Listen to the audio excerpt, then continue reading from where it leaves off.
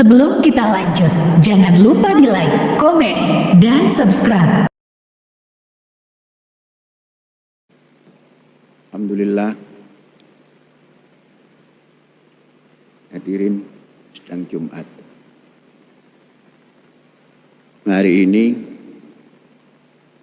Perserikatan Bangsa-Bangsa mengumumkan bahwa mulai hari ini kejadian besar yang menimpa bumi, yakni panas bumi atau panas lingkungan bumi, panas atmosfer bumi bermula. Jadi bahasa climate change bermula mulai hari ini. Itu bisa dibaca di Google. Ini menandakan bahwa waspadaan menghadapi semua itu harus ditingkatkan dalam bentuk praktek. Diwaspada itu bisa dengan banyak hal, tapi yang jelas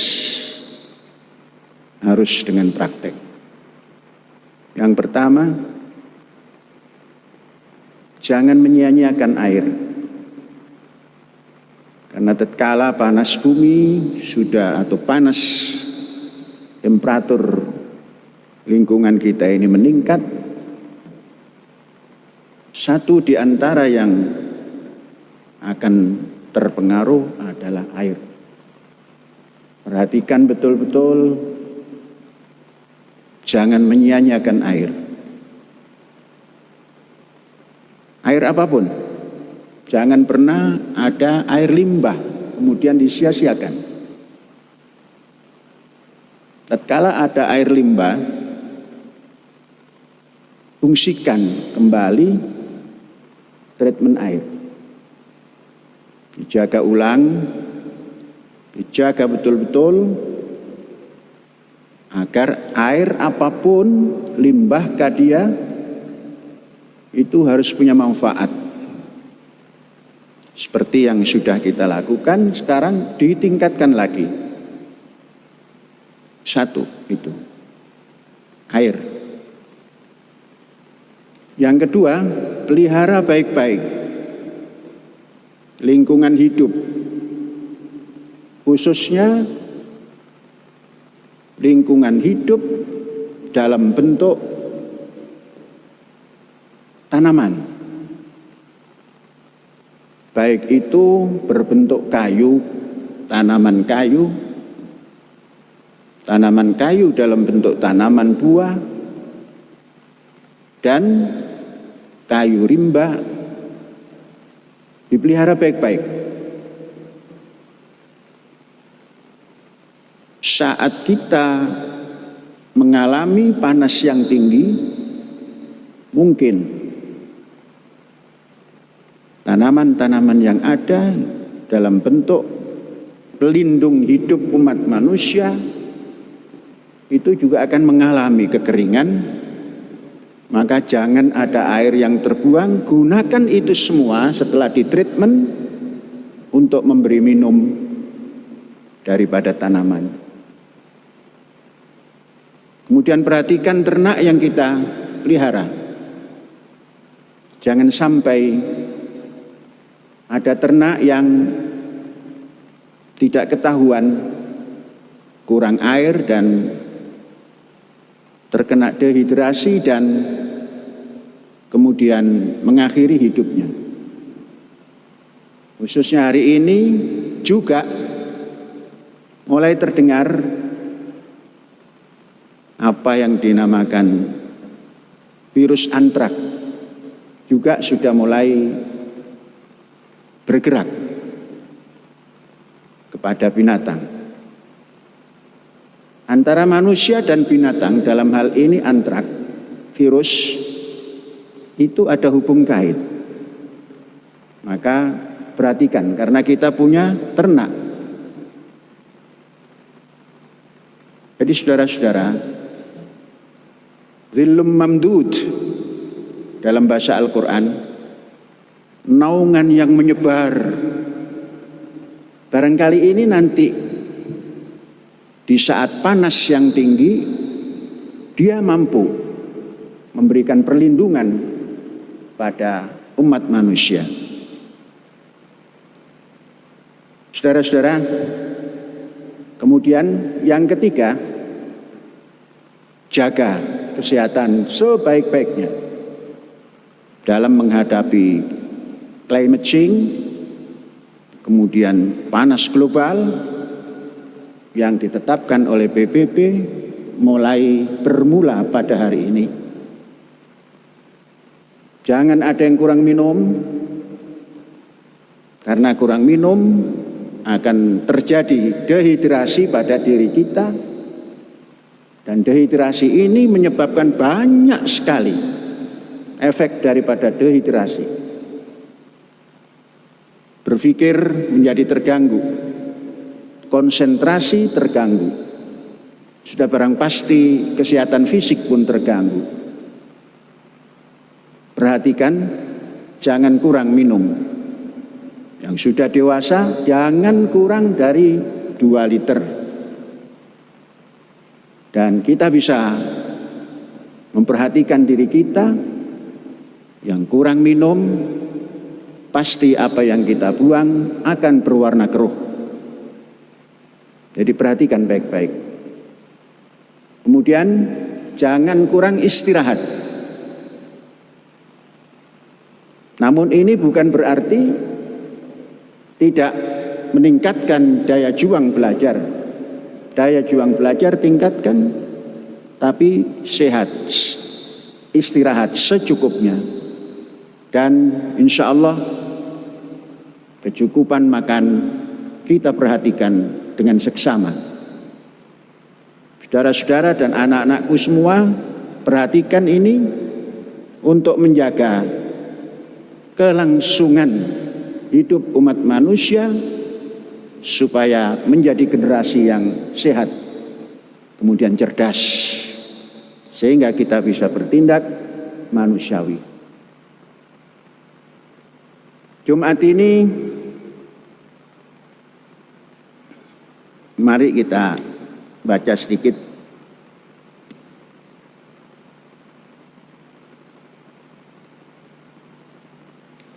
bab manusia saja ya. Itu ada di surah Al-Isra. Surat Isra itu 17. Kemudian ayatnya 70. Itu sudah terkenal, sudah sering dibaca oleh Syekh. Kemudian nanti sisipkan juga surat 2 ayat 36. Itu nanti bahan dasar untuk tausiah hari ini. Tapi intinya ini berkenaan dengan manusia dan perjalanan hidup. Saudara-saudara, komunikasi manusia dengan sesamanya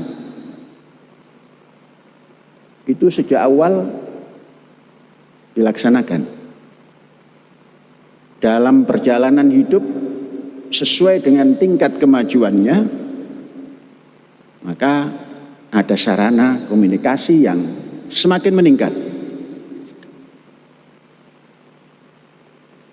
Kemudian waktu komunikasi pun manusia sudah bisa berbicara atau berkomunikasi dengan zaman yang jauh, ribuan tahun.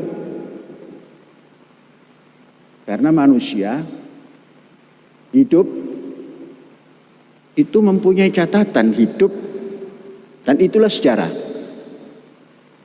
Maka manusia bisa berkomunikasi dengan sejarah yang jauh daripada hari ini. Kemudian komunikasi yang diciptakan oleh manusia ini itu semuanya tujuannya adalah perubahan. Maka dunia ini tidak bakalan tidak berubah karena ada manusia. Dan manusia itu dari dulu diistilahkan ada yang namanya Homo sapien, yakni makhluk yang cerdas. Terkadang diistilahkan animal symbolikus, makhluk yang bisa menciptakan simbol-simbol. Kemudian ada istilah juga hayawanun natik, makhluk yang punya simbol. Kemudian diteruskan oleh ahli sosiologi, bapak sosiologi dunia Ibnu Khaldun, manusia adalah madaniyun bit-tab'i, makhluk sosial yang tidak berdiri sendiri. Nah, dalam kehidupan seperti ini berkomunikasilah manusia pada waktunya, pada zamannya, pada tahunnya, pada abadnya, pada milenium-mileniumnya. Karena semua yang tadi,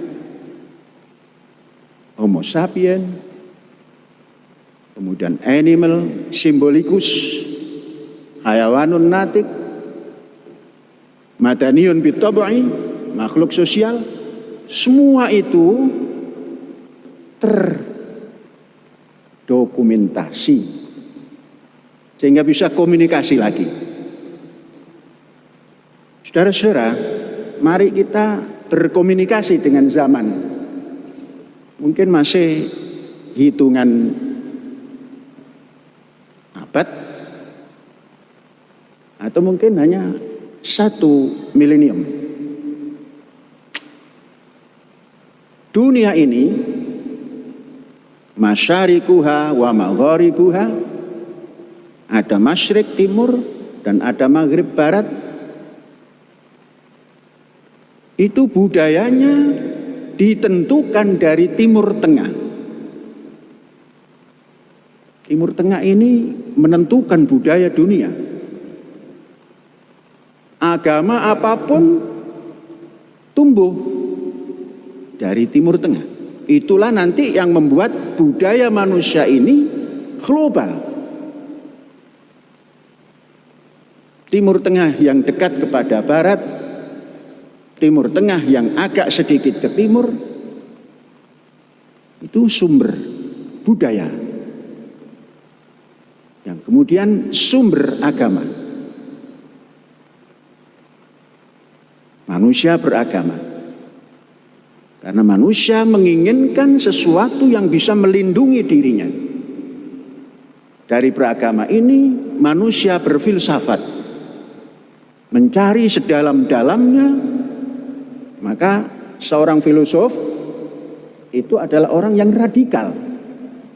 Mengapa? Karena ingin tahu sampai ujung pangkalnya agar dia bisa melakukan atau memberikan informasi kepada sesamanya.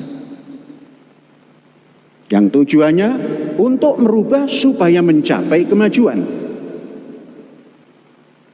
Nah, singkat dalam diskusi atau tausiah ini, manusia barat dan manusia timur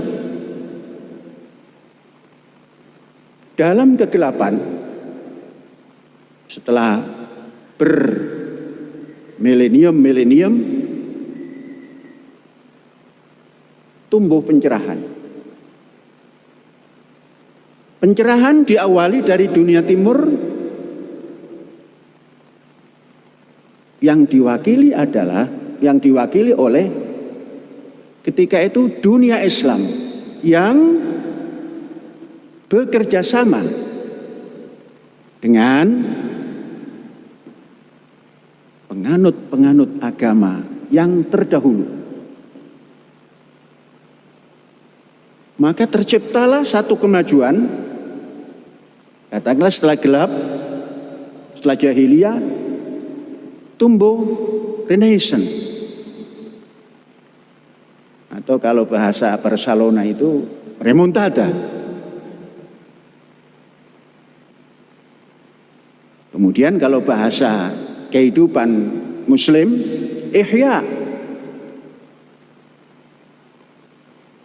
Ihya'ul ulum. Maka tatkala dunia timur yang diwakili oleh Islam yang bersama-sama, baik itu dari Yunani, dari Muslim, dari Nasrani, dari Yahudi, membangkitkan satu kebangkitan atau Ihya'ul ulum, menghidupkan pengetahuan dan sains. Maka terjadilah gerakan yang sungguh menakjubkan, ditemukan berbagai macam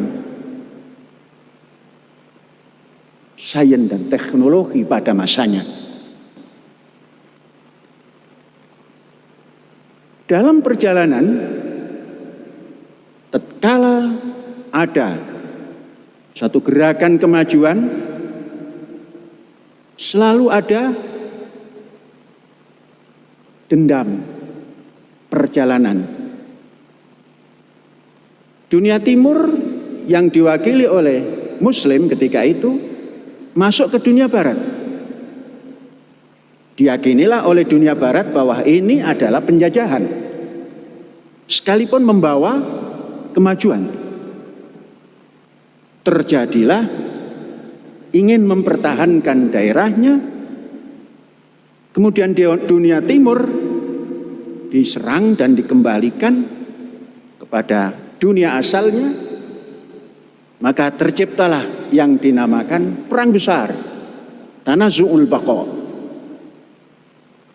Dunia timur yang maju diserang dari timur oleh Genghis, yang kemudian terkenal dengan Genghis Khan. Dari barat tentunya diserang dari barat,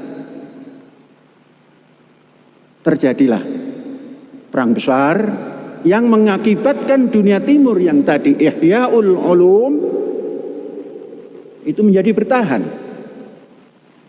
Kemudian dunia barat yang mempunyai kebebasan menciptakan Renaissance, kebangkitan dari tradisi-tradisi lama yang tradisional dirubah menjadi tradisi keilmuan dan masuk pada sains teknologi. Maka Renaissance bangkit dan barat menjadi maju. Timur yang bertahan bukan Ihya'ul ulum, tampillah dengan simbol Ihya ulumuddin. Yang dipertahankan bukan Ihya'ul ulum, tapi disempitkan menjadi Ihya ulumuddin. Tokoh besarnya adalah Al-Ghazali. Terus sampai kemari belum Ihya'ul ulum. Maka kata orang, Syekh mengutip kata orang, Syakib Al-Arsalani, limada, bertanya Syakib, Amir Syakib, limada ta'akhkhara al-muslimun wa taqaddama ghairuhum. Kenapa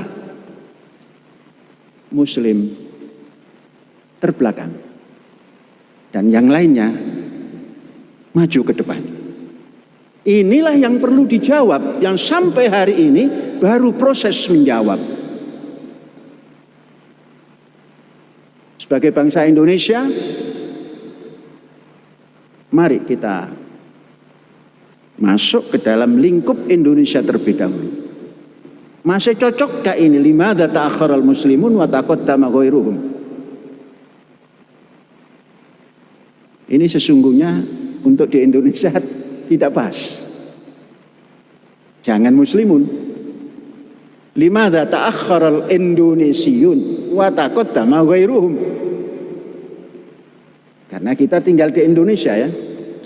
Amir Syakib itu masih berpikir bahwa dunia Islam luas, belum berkenalan dengan makna ya ayyuhan nas inna khalaqnakum min dzakarin wa unsa wa ja'alnakum syu'uban wa qabailan lita'arafu. Maka kita setelah mengenal itu, tariklah pertanyaan itu kepada syiar Indonesia, kepada bangsa Indonesia.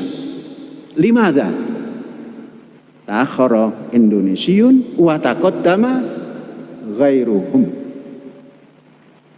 Maka Indonesia ini perlu ihya, perlu remontada, perlu renaissance. Saya merenung, ini renungan saya. Ternyata kalau ini nanti benar, nggak apa-apa. Tapi kalau salah, ya minta maaf. Renungan saya, kebangkitan kembali Indonesia ini akan wujud apabila meninggalkan budaya tradisional yang didominasi oleh tradisi agama. Beda ya, agama dengan tradisi agama itu beda. Kemudian apa gantinya? Kepada dasar negara yang universal. Ini saya menyimpulkan begitu. Karena ini majelis ilmu, majelis cendekia, disampaikan ini. Tradisi agama itu bukan agama. Jadi harus meninggalkan budaya tradisional yang didominasi oleh tradisi agama, diarahkan kepada dasar negara yang universal. Ternyata dasar negara kita kan universal. Semua rentetan dari 1 sampai 5 universal. Maka Epolexosbud Hankam itu semua harus dikembalikan kepada dasar negara. Ini memerlukan diskusi sesama bangsa. Kalau itu terjadi, renaissance di Indonesia ini akan bisa cepat. Dan tidak terlalu lama. Karena apa? Karena sarana untuk maju ini sudah mengelilingi kehidupan kita. Hanya karena sarana itu belum ditata untuk renaissance yang sesungguhnya.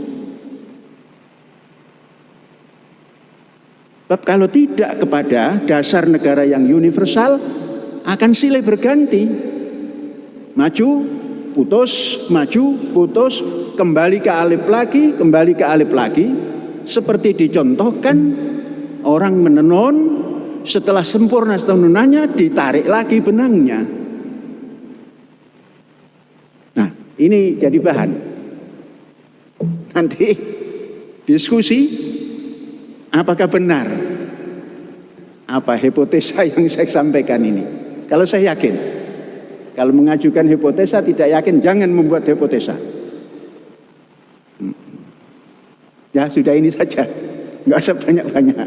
Nanti saudara-saudara muter-muter malah nggak ketemu. Ini saja. Hadza wallahu yar'ana wa yahfadzuna walhamdulillahirabbil alamin. Merdeka.